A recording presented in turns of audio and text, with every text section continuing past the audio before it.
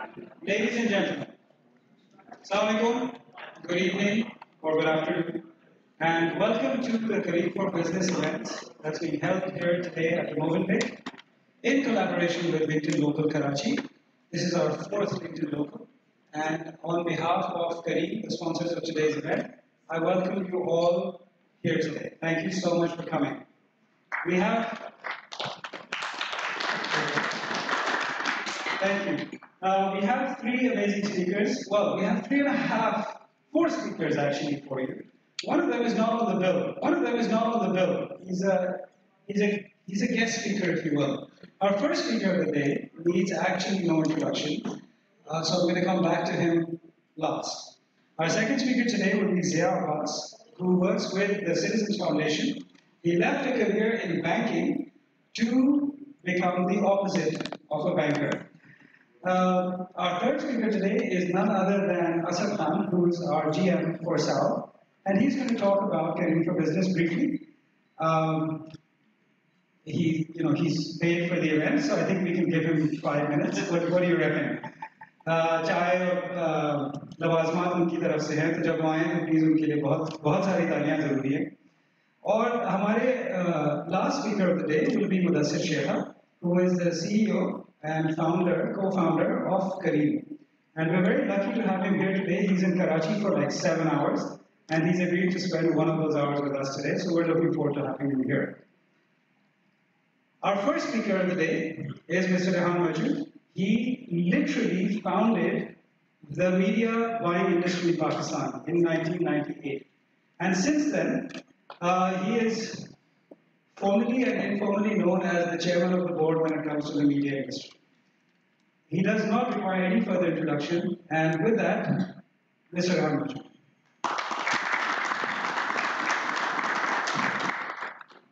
Thank you, thank you for the introductions. The topic today, can we have a topic on the topic? Yeah, the future of work, and the person who's the first one to talk about this comes from the past. So I don't know how much credibility I have as someone who started working on this 20 years ago. I'm just standing in front of you today. So Umar ne jab mujhse kaha, first thing he asked me was, do you have a presentation? And so if I am going to be talking about the future of work, and I come from the past, and I don't have a presentation, so the only leverage space that I have, I'm sorry, but because I can't stand there and talk. Okay? So the only space that I have left for me to talk about is, we will speak heart to heart. Okay, so there are no presentations, you don't have to think about anything, you just need to be present. That is my only request, that I expect you to be present here. You are here physically, but you could be dreaming, and that's great, but please don't dream on my time. And the reason why I'm saying talk about heart, or talk from the heart, is because when you talk about the future of work, in terms of where it is going, the first thought that comes to your mind is machines doing a lot of our work, machines learning a lot of our work, and machines actually making us humans. So what are the two things that we as humans possess, which the machines do not possess, or the machines need to learn from us as humans to do our work? And that's what my conversation is about. So I am going to become a little specific to the industry that I work with, which is communications and media. So I'm kind of restricted to that, otherwise I'll go over the space. And while I'm speaking about these things, I'm talking about those two critical pieces which cannot be taken over by the machines which we possess as humans. One of them is the heart, and the other is the capability to do a higher level of thinking before the machine takes over from us. Because the machine requires us to program.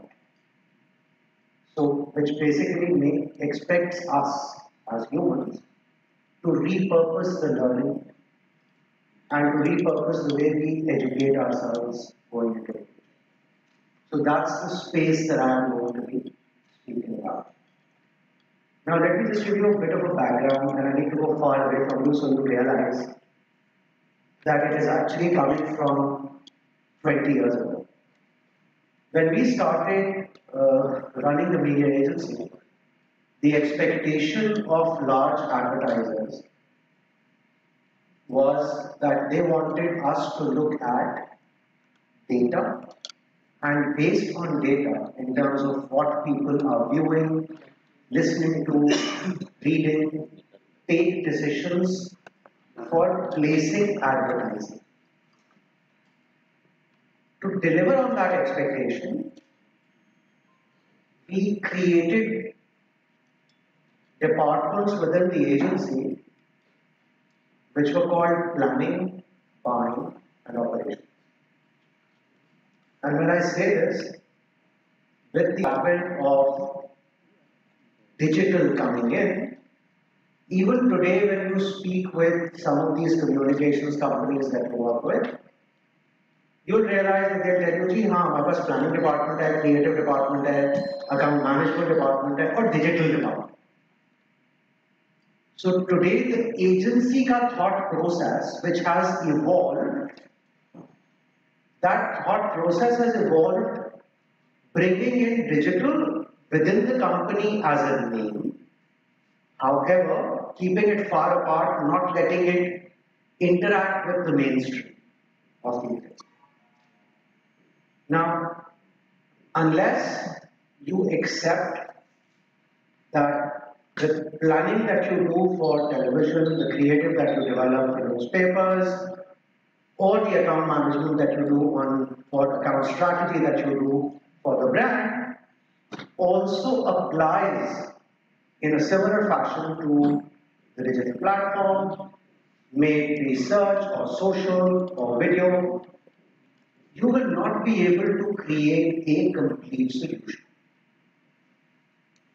So where I'm going with this is that if in the future of work, any communications agency or any media organization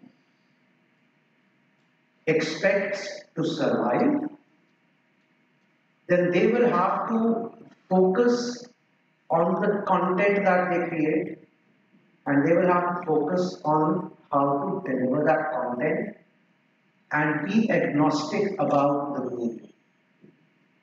Now let me shift this conversation to media. Again, and I deal with all major and upcoming media houses in this country. And I'm sure a lot of you also interact with them.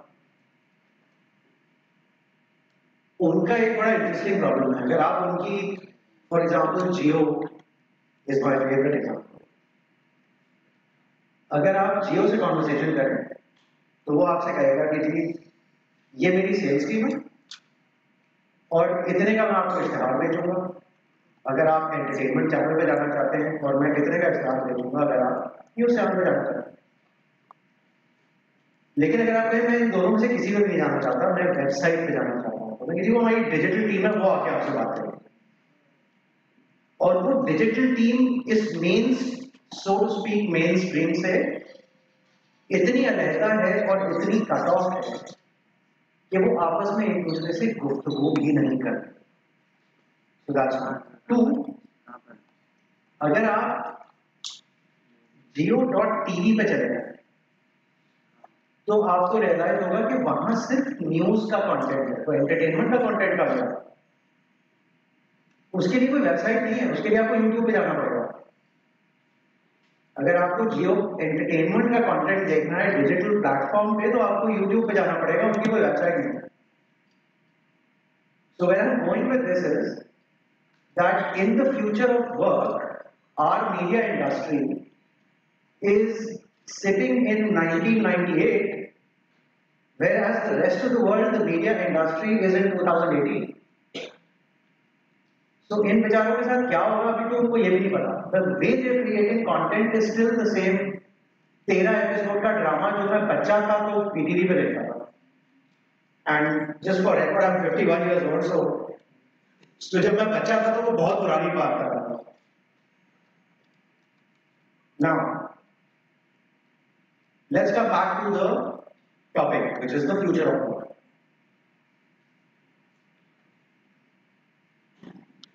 Now, when you question the concept of future of work and machines learning to do a lot of our work that we as humans do,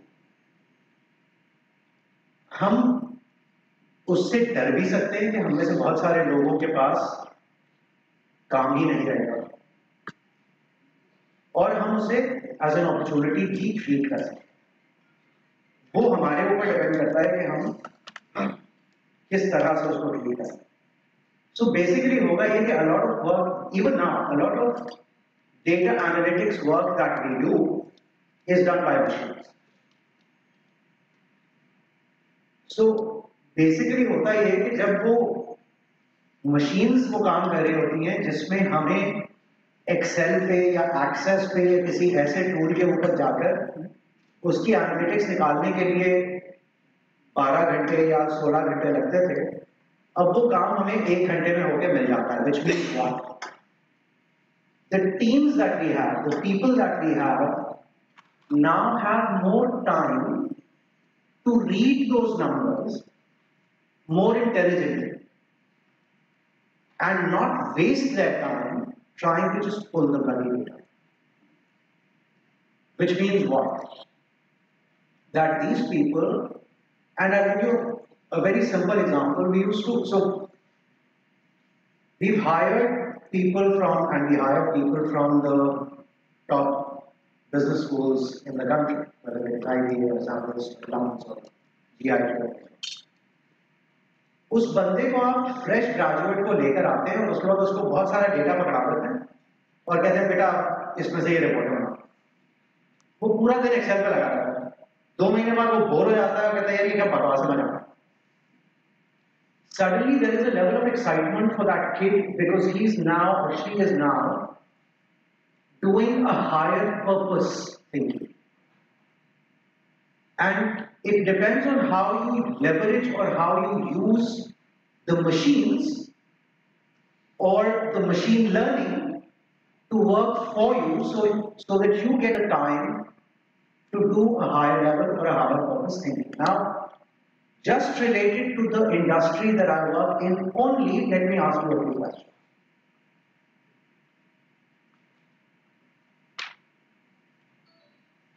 करीम के पास एक digital department है जो ये कहता है कि जी हमारे पास एक एल्गोरिथम है और हम लोगों को ज्यादा बेहतर तौर पे टारगेट कर सकते हैं based on what past data. Can that algorithm predict how a human will behave in the next 3 minutes? ठीक है. So और मैं अभी आपसे I can actually prove that with a very simple example. Okay, so if I was Kareem, I would ask you कि अच्छा यार आप लोग अपने फोन्स निकालें और करीम पे कैब बुक करते राइड शेयरिंग में, अपनी राइड बुक करते. तो चांसेस आर कि आप में से आधे लोग तो सोचेंगे कि ये पागल हो गया बता रहा है हमें यहाँ से, लेकिन बाकी आधे जो है वो शायद ये कर लेंगे, राइट. उसके बाद मुझे करीम वाले कहेंगे जी हमारे एल्गोरिथम ने ये प्रिडिक्ट किया था कि आप ये करने वाले हैं. उसके बाद मैं आपसे कहूंगा कि अच्छा यार अभी काम करते हैं, आपने सबने राइड बुक कर दी, किसी की राइड 3 मिनट दूर हो गई, किसी की 5 मिनट दूर हो गई, अब आप सब कैंसिल कर रहे हैं. ये भी वो एल्गोरिथम प्रेडिक्ट कर रहा है. So where I am trying to go is कि ह्यूमन बिहेवियर इतनी कॉम्प्लेक्स चीज है कि उसको उसके बिहेवियर को प्रेडिक्ट करना या प्रोजेक्ट करना आर्टिफिशियल इंटेलिजेंस कर सकती है, लेकिन अभी वो उस जगह पहुंची नहीं है कि कर सकते. So it's going to take them quite a few years, even if I look at some of the AI work that is being done in the US or in Germany, for example. Okay? So interpreting human behavior. Now I can see quite a few ladies sitting here. And let me ask you, can your husband predict your behavior when you get up in the morning? He cannot. And neither can you. It works both ways. Right? So it's human behavior prediction where humans come in. Right? So in the future of work, if there is something that humans will still continue to do in our industry, it is being able to project and predict the possible human behavior. Now, I'll just explain that with another example.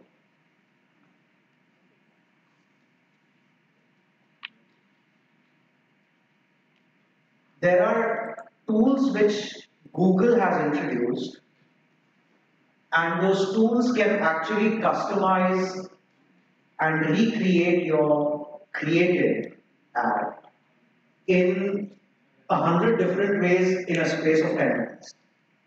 Clear? Okay. I also today have the option of showing each individual in this room a customized ad. Right?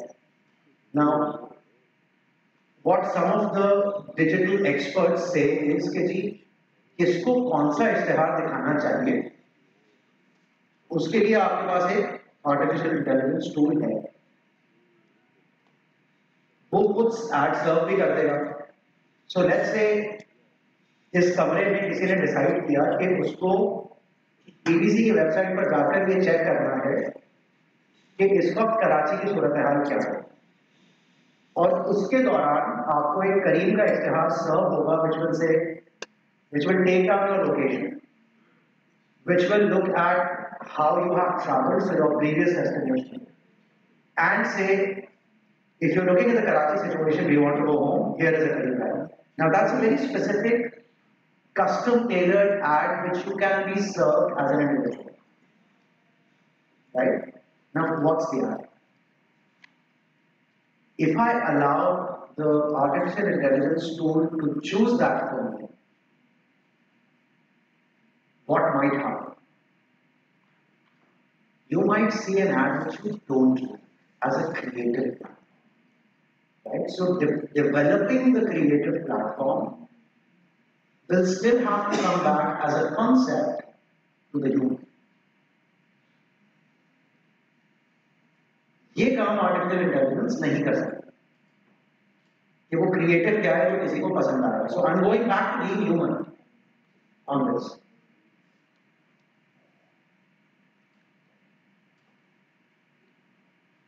there is another perspective to this.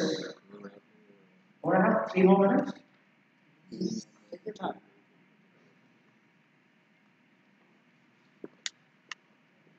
So now let me ask you another question. How many of you deal with an advertising agency or a media agency or a vendor and one of your pieces of job is to negotiate a price or a target, right?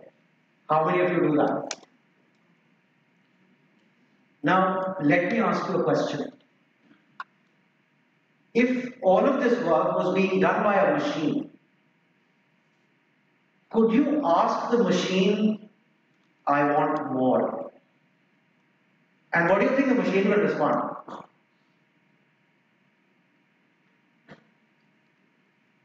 I'll give you 3% more. No machine will say that. So a lot of times, your sales jobs, your customer relation jobs will survive with the humans because you still need to speak with a human to get that extra. Omar Abdeen works with Kareem. He gets a plan from the agency and he says, but I want 10% more value. If it was a machine delivering it to him, if it arrived in his email, would there be a difference? Would he get that 10% extra value? He won't. So he will have to either pick up the phone and call somebody at his agency, or write a WhatsApp and say, this is not acceptable, I want 10% more value. Which means that there is a human. So you can't, even in the future of work, staying within the industry that I'm speaking about, which is media and communications and advertising, there are still jobs which can't be taken over. Now let me make it a little more interesting, okay? अगर मैं आपसे ये कहूँ कि यार कल से capital talk का जो प्रोग्राम जियो पे आता है वो हामिद मीर नहीं करेंगे वो R2D2 करेगा तो आप में से कितने लोग देखेंगे वो programme Can I have a show of hands please? How many people will watch a program Capital Talk done by R2D2 and not Hamid Mir? I would totally do that. For how many days? चौथे दिन you will probably turn around and say यार ये क्या बकवास है? Right? So that's one. Two, the biggest soap, the longest running soap opera in Pakistan is a program called Hamid Capital Talk. 2006 से चला 12 साल हो गए बंद नहीं हुआ लेकिन आज आप हामिद मीर को उस प्रोग्राम में से निकाल के R2D2 को ले आए तो 3 महीने में बंद रहेगा क्या मशीन लर्निंग या वो रोबोट हामिद मीर की जगह ले सकता है नहीं ले सकता क्यों नहीं ले सकता दैट्स द क्वेश्चन या मुझे टू बी ऑनेस्ट ये भी नहीं पता कि इस वक्त ड्रामे कौन से आ रहे हैं so I probably name some stupid drama which aired on A and entertainment channel उसमें से आप कैरेक्टर्स निकाल दें जो ह्यूमंस हैं उन्हें निकाल दें और मुख्तलिफ फेसेस के और एक्सप्रेशंस के रोबोट्स डाल दें again a similar situation will occur where humans who want a different story all the time so the storytelling piece is not something that artificial intelligence will be able to do for you even after 50 years. It can suggest, but it can't create a story which people will use or watch. So again, on the media side, storytelling, program anchors, picking up analytical pieces are items which you cannot leave to the machines. Because you will not get the kind of human interaction or value that you expect as humans. So, where I'm going with this is, other than being human, what do you understand when I say it? As humans, we have feelings. As humans, we love, we empathize, we're angry, we throw stones, we do silly things, which machines will not do. And unless that happens, we will not have something to talk about. So what the computers or the machines cannot take away from us as humans are these values. And I'm now kind of slightly moving away from so just to bring it to a closure, I want you guys to think about something or leave you with something to think about. Is that what makes us humans and what makes us better or a higher level than the machines is the emotions that we have. And we will always have the choice of having, experiencing, teaching, training, showing emotions like love and empathy, or anger and fear. Which of these do you want to leave behind for your children as legacy, and which ones you don't? And second, do you want to leave behind something for your children in terms of they do before they think, or they think before they do. And that's what I want to say. Thank you very much.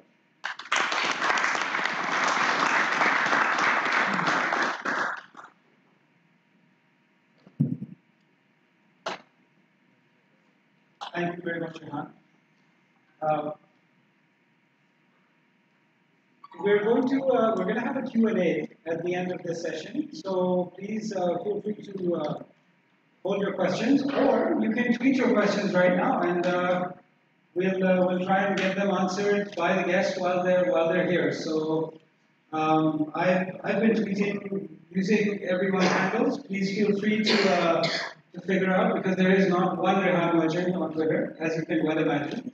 Nor is there one Asad Khan. I think there's about 200 Asad Khans. So please feel free to tweet at them. This is an invitation from me, not from them. They're completely unaware that I'm inviting you to assault them on Twitter. Our next speaker is Zia Abbas. He works as an executive vice president with the Citizens Foundation, with whom Careem has a really interesting partnership, and one that we're making stronger every day. With that, please welcome Zia Abbas. Assalamu everyone.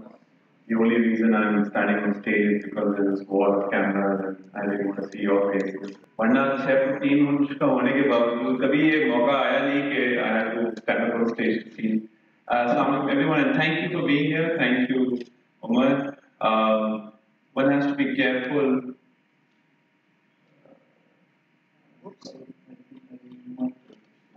One has to be careful what one says yes or no to on WhatsApp. A few weeks ago, well in advance of this event, Umar said, would you be willing to speak? My job is to speak, so I don't say no to those things. But बाद में देखते हुए मैंने देखा the topic was the future of work. And I was telling the colleague who sits in the room next to me, मुझे आज का काम समझ नहीं आ रहा, मैं कल का future, आज की काम होगा तो कल future होगा work का. But you know, what I will talk to you about is really what I have experienced. I really am not a soothsayer. People who tell you that they can see the future, they are of a higher degree of intelligence than me. But I can tell you what I experienced as a person in this ecosystem we all inhabit, and as a manager of some few people. That was my experience. Where am I personally coming from? Just a brief introduction. This is not to being self-indulgent, but just to tell you who I am. My name is Zia Abbas. I work for a company called the Citizens Foundation. I say company because it works and feels and operates like a company, but it does work for people. It does work for social good. मैं शुरू यहाँ से नहीं किया था. I studied in Canada for a couple of years. My journey took me to LUMS. I thought नौकरी चाहिए तो MBA करना पड़ेगा, so I did my MBA. When I was at LUMS doing my MBA, जरासी ऐसे थे कि I was telling everyone, यार दो काम मैं नहीं करूँगा. I will never work for a bank, and I will never work for a multinational. So because I was lazy, I went to work for Citibank right out of LUMS. And don't make false claims when you're young, please. I stayed about 10 years with Citibank here in Dubai. Then went to work for NIB here locally for a few years, Standard Chartered. And then I promised myself that when I turn 40, I will do what I want to do with both.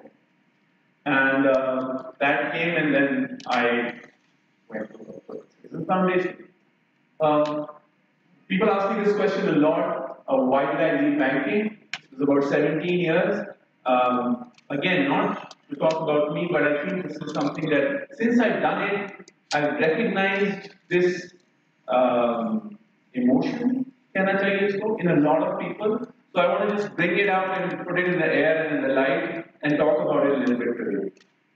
Why did I leave banking? This was an article I saw online. It's so simple. 10 simple hacks to climbing the corporate ladder. Yeah, पढ़ लें, game on हो जाएगा आपका. So can you guess what number 1 is?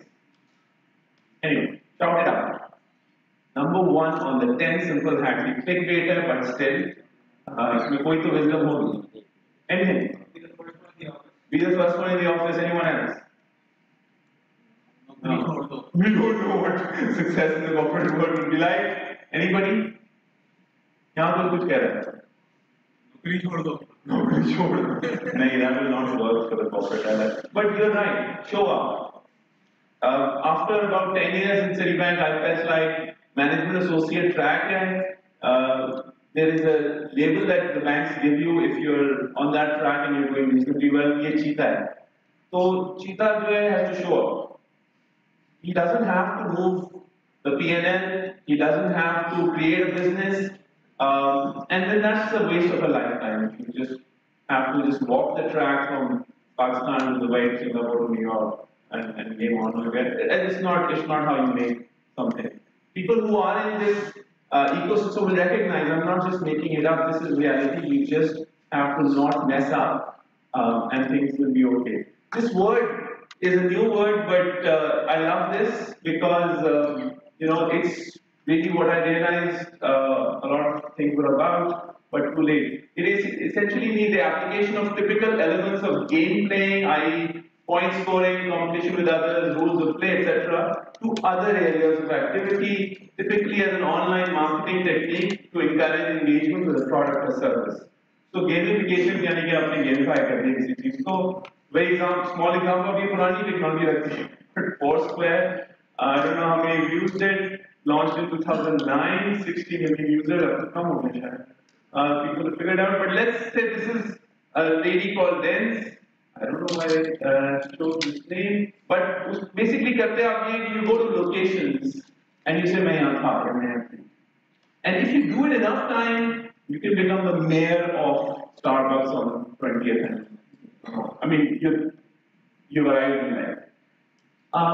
This person checked into various places 4,740 times. Something happened which made her behave because she was going to get a badge on this application or on this website, and she wanted that badge. हमारे management में सबसे बड़ा challenge as managers device. So somebody sitting in another country created a website which gave you a little tamwa, वो भी virtual, which made you do something 4,740 times and you became a super user. When I became senior enough, I realized कि हम काम को भी थोड़ा gamify किया. So I was in a bank, I won't name it, but we were relatively a new bank, and so we said, what makes people happy? लगता है promotions make people happy. So यकीन माने हमने 17 grades बना दिए और हम हर साल लोगों को promote करते. People were so motivated. We used to promote everyone, or not everyone, but whoever was reasonably good every year. And there are other banks or organizations should have 7 grades, and your promotion would come every 3 years, and you wait. So, what is a promotion? What is money? What is the bonus at the end of the year? What is the size of the office? My parking spot? These are the same kind of things mujhe laga as these badges, and I didn't want to be played, so I left. This is my Facebook post from the day I left. I don't want you to read it. But point ये था कि इसी तरह की चीजें थी which made me leave, and there was something which was pulling me.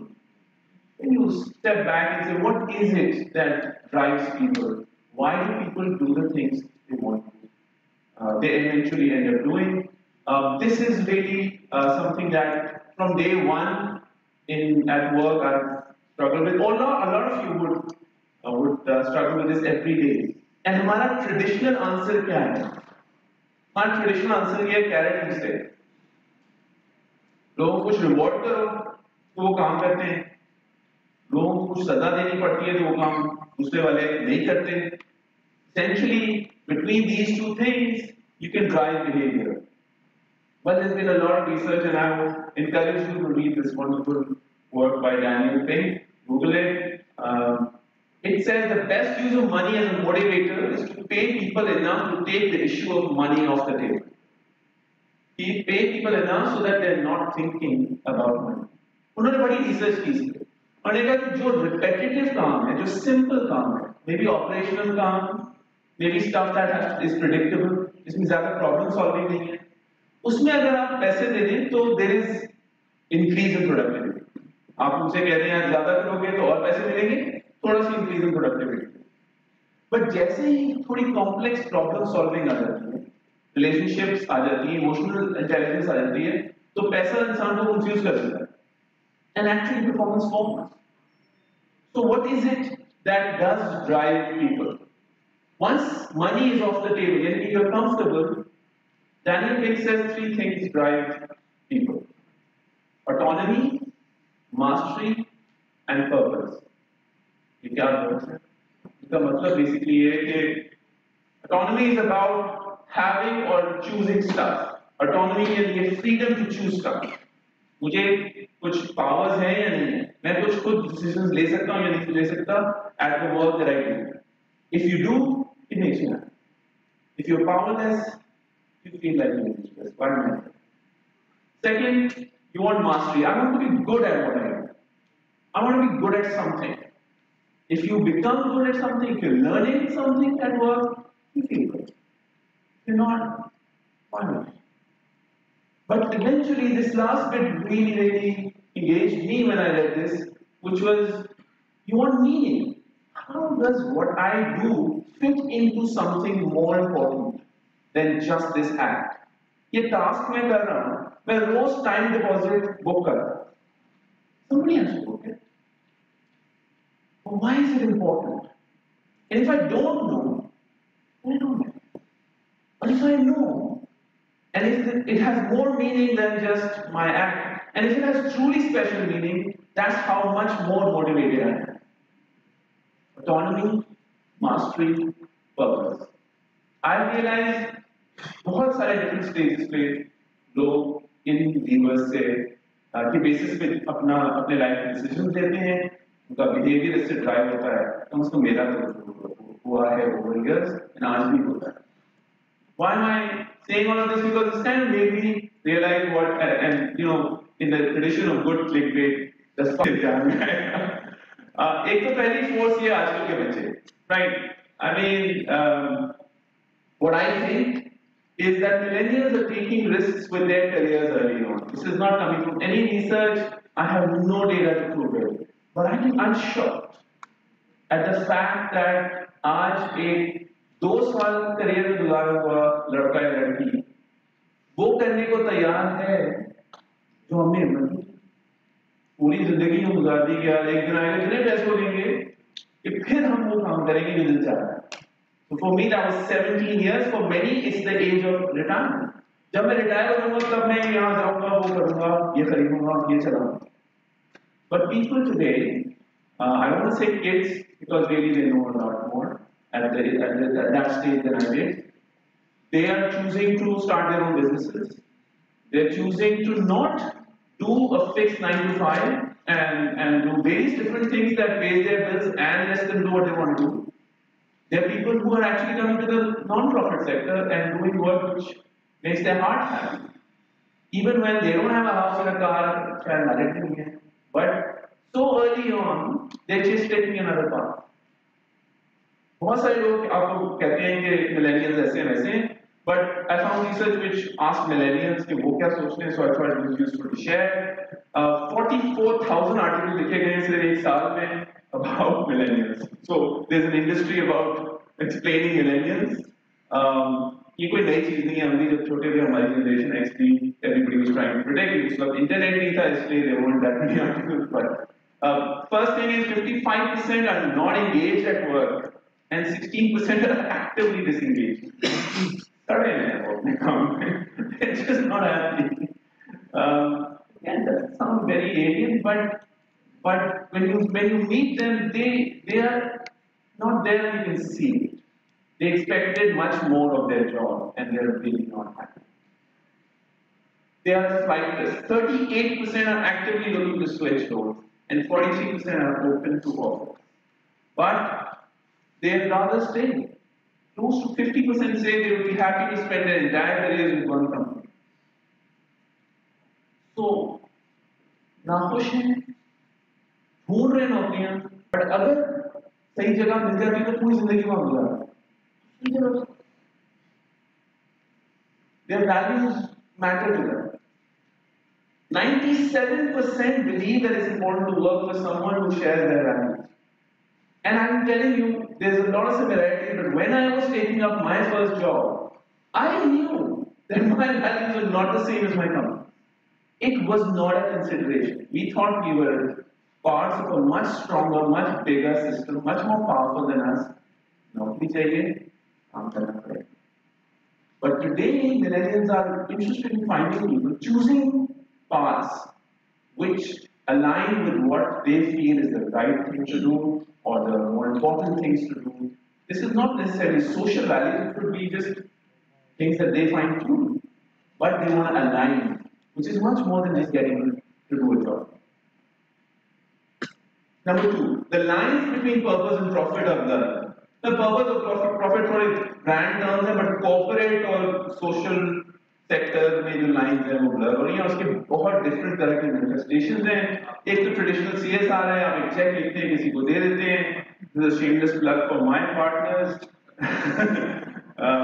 You know, you open the Careem app and you see something, you know, about planting trees or taking kids to school. And this is different from traditional CSR. This is embedding goodness in your business model, right? Where you're saying essentially कि हम core job करते करते भी कुछ अच्छा भी करेंगे साथ.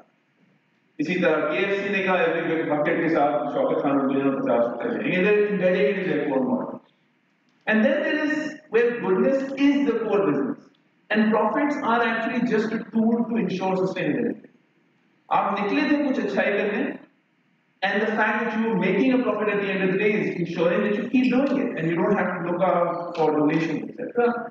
So the social in enterprises which talk about, you know, solar power, but they sell it as a service and as a product, and they do it profitably and sustainably. But उनका guiding principle ये नहीं था कि हमें ढेर सारे पैसे बनाने. There are easier ways to make money. इसी तरह there's a housing company which is making low cost housing for poor people, but they are not choosing to do it through donations. They are choosing to do it on a commercial basis. ये उस तरह से इतने organized तरीके से explicitly stated नहीं होता था 30 साल पहले, and there will be much more of that. And then beyond all of these, there are non-profits which are managed by companies. People have said, you know, why do we have to do it in an ad hoc way? So it's an interesting dynamic. In the non-profit world, just to give you a window into my world, there are places which are super professional. They will not, they will have process manuals which companies and banks will not have. They will have reports on everything, impact assessments. They will only do a step of work after they get the money. Then there are people and companies who are all hard. And you know who they are. वो लड़ जाएंगे, मर जाएंगे, they will do goodness, but they will not think of how they are doing it. They will not think of ये sustain कैसे करेगा, process mapping क्या होगी इसकी, P&L क्या होगी इसकी, वो सब कुछ होगी. आज किसी को मदद कर रहे हैं. And there are companies in the middle now, which are heart driven, but they manage things professionally. And a lot of the millennials we spoke about earlier find such companies easier to deal with, but also places where their heart, their values align.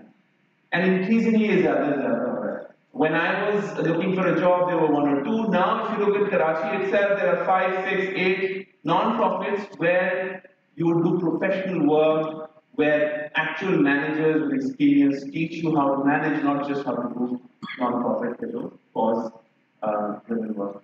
So this is also changing. The third thing is something you may have heard, the gig economy. Short-term, ad hoc, project-based company. And this is mind-blowing. Somebody said 2020 the Adi workforce, and as much as 80% by 2030 will be part of the gig economy. Maybe it was a tall claim. But what we are seeing is lots of people doing work which is not 9 to 5 and a career, but really stuff that their time, their circumstance, and their skills allow them to do. 79% of executives believe that the future of work will be based more on specific projects rather than roles. And इसमें बहुत फायदे हैं. For a company like TCS, what we do is we get somebody who just does Google Analytics for us. That's it. And if I was going to hire, okay, if I was to hire somebody with that expertise, I won't be able to afford them. But if I just buy a few hours of their month, I can actually be at the same functional level as a corporate. Unheard of. I love that. So, but there are drawbacks to this as well. Many teachers in 12,000 teachers. Can I engage people on a short-term gig teaching? अगर आपके operations के लोग हैं या sales के लोग हैं, what has the experience been when you engage them for short-term ad hoc gigs? So there is, if you want alignment to culture, if you want alignment to the way you want to do things, if you want governance, compliance, knowledge, then it's hard to do it with people who just come in and go out. But still, ये चीज बढ़ेगी और Careem is part of the gig economy. People do something else and then they drive for a few hours. And that's perfectly, it fits into their lifestyle. But if you were not driving but doing something which was really deep and required knowledge of the subject matter and required knowledge of the organization's culture, it would be hard for people to just come and go. Really, Raman really touched upon this and explained this very well, so I won't spend too much time on it, but हमें सिखाया गया था यार ये ऐसे करते हैं. किसी कंपनी को वैल्यू करना है उसको करने का तरीका ये है. हम समझे थे कि एमबीए की असल वैल्यू ये है कि हमें टेक्निकल स्किल्स सिखाई गई हैं. So now I can create an Excel macro which फलाना बिजनेस का स्कूल वाला नहीं कर सकता, तो मैं और 65% of children now entering primary school will hold jobs that currently don't exist. So literally, you are trying to teach people how to teach themselves because there is no way that you can teach them how to do their invention job. You don't know what their invention job to do. That is mind-boggling. I have 3 kids. I don't know what careers they should go into. I don't know what careers they will be when they go. There's a list you can go online and see. सबको पता है कि 3 साल बाद और 10 साल बाद कौन सी जॉब्स इन डिमांड होंगी. वर्ल्ड इकोनॉमिक फोरम ने एक लिस्ट शायद कर दी है. किसी को कुछ नहीं पता वैसे. But there's an industry forecasting stuff. Fundamentally, what is true is that if you see through these, there are obviously data related and technology related things. There's stuff to do with people. Medical technicians, physical therapists, ergonomic experts, sales and marketing. Like Rehan said, you cannot get machines to figure out people. People have hardly been able to figure out people. So it's tricky. And those jobs will continue to be done by people, but other stuff, less so. Skills, like Rehan said, Excel कैसे चलाते हैं? Excel exists right? Last चीज जो मेरे दिल के सबसे करीब है, work and how organizations function. उसके अंदर culture का जो piece है ना, वो ज़्यादा important होता जाएगा. And most organizations, many that I've worked for, don't talk about it as much as they should. Some do. Culture eats strategy for breakfast. Peter, Dr. But really, I didn't understand it when I heard it first. I thought it was just a cool thing to say, but you can make all the strategies you want. If you don't know how it binds your people together and aligns them to a certain direction, it's all paper. So in Citizens Foundation, let me pose my particular problem and why culture is important.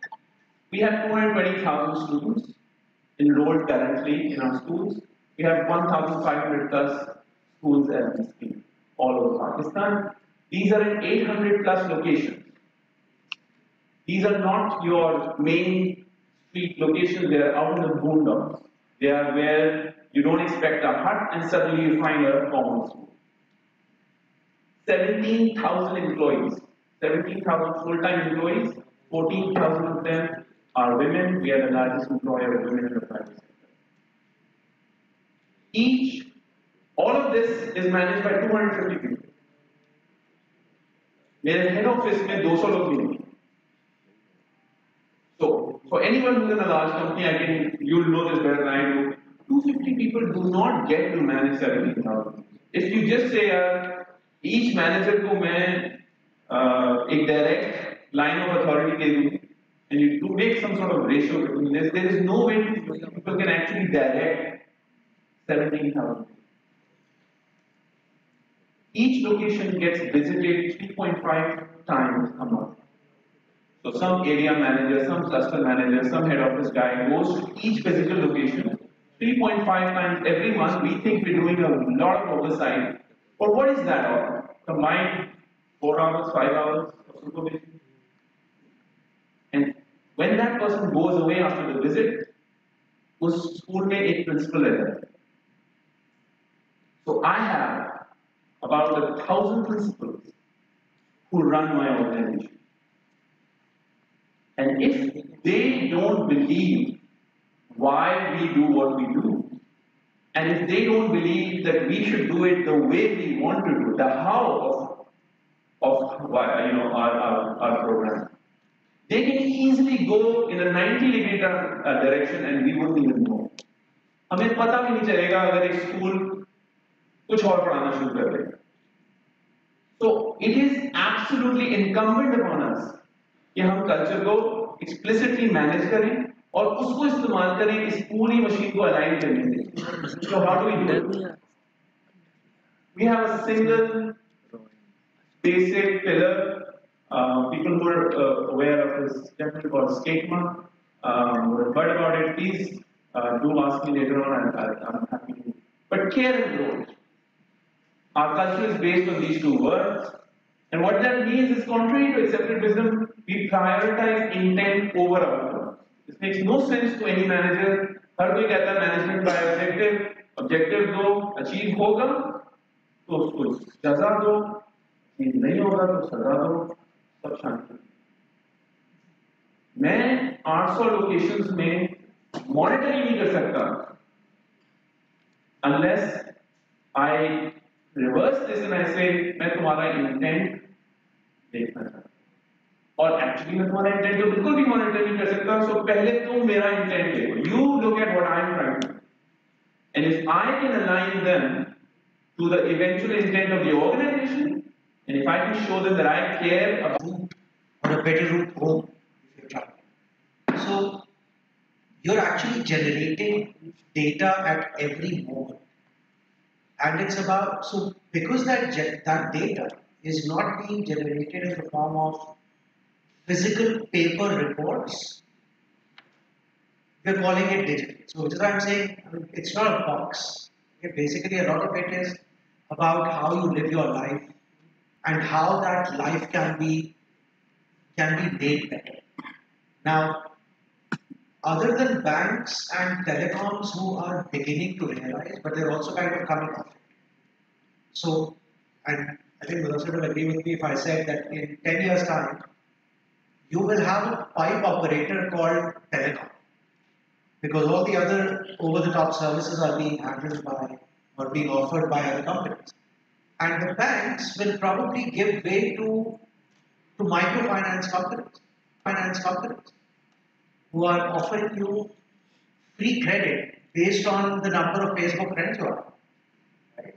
So these two who you think are actually ahead in digital are two business models which will probably change the most, probably not even exist.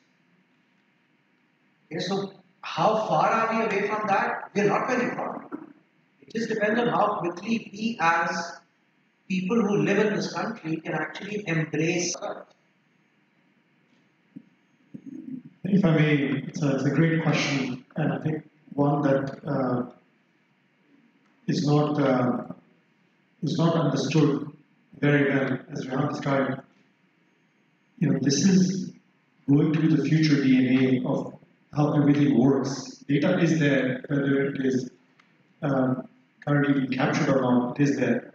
And I think what we have to realize, and in some ways, Careem is a great example, right? A business like Careem is a digital business. This business would not have existed by a local transportation company saying, I want to become digital. I mean, this online marketplace, they would not have built a business like Careem, they would have built something different. So what technology is doing and what data is starting to do is it is creating new ways of doing things and it's actually disrupting industries. And one thing that we have to realize, and a lot of people here, the topic is future of work, uncertainty is going up because the business models of the future are still being developed, are still evolving, are still unknown. So there's a completely different way of managing these businesses from the inside in order for you to create that kind of innovation. And the best quote that I've heard that sort of summarizes this in one line is a company called Superset. It's a Finnish gaming company. And the CEO of this company says, my goal is to become the world's least powerful CEO. And he basically says that what that means is, I want to make sure that I have fully empowered my teams, I have fully empowered my people, I've given them all the context so that they can make the right decisions they need to make because they're on the front line. So, and that's the kind of organizations that we need to over time evolve into as well if you want to become truly, truly digital. It's not going to happen with the current command and control traditional hierarchies that we have in place. So the answer to the question is a completely different way, and that will be native digital. With their clients to be able to get better rates or a certain amount of percentage extra.